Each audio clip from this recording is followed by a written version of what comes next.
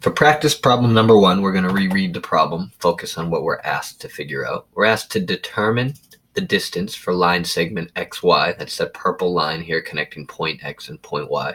And that's shown on the coordinate plane, fancy word for graph, shown below. So here you're going to recognize, as we talked about earlier, if we have a diagonal line on a graph and we have a rectangle, when that rectangle gets split by a diagonal line, we form right triangles.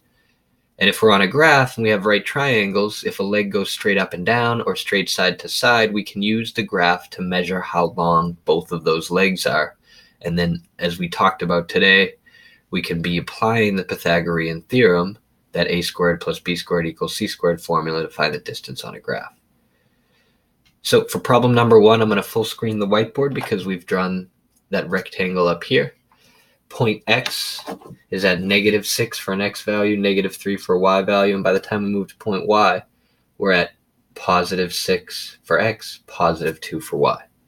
So to find the distance of this diagonal line, I need to first know the distance of the two horizontal and vertical legs that form that right triangle. You could have counted on the graph, but I would focus on coordinates. For sideways, the X value goes from -6 here to +6 here. That's a distance of 12 units across. And the Y value goes from a -3 to a +2. That means we must have climbed up by 5 units. If you count on the graph for the problem, you'd also count 12 across and 5 up. But if I focus on the coordinates, it makes it a bit quicker. Now that I know that these two sides are 12 and 5, and I want to know the length of the diagonal leg, I know that the diagonal is C, our hypotenuse, and I'm going to go ahead and call 12 the A, 5 the B. Could have done that either way.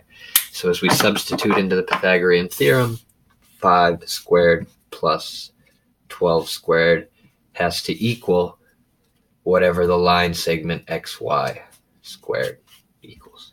5 squared, we just evaluate and simplify now. 5 squared is 25. 12 squared is 144.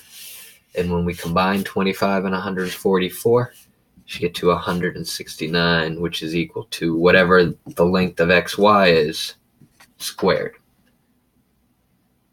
I take the square root from both sides, and that tells us the length of line segment XY is going to be equal to the square root of 169, which is 13, because 13 times 13 is what would give us the 169 for c squared there.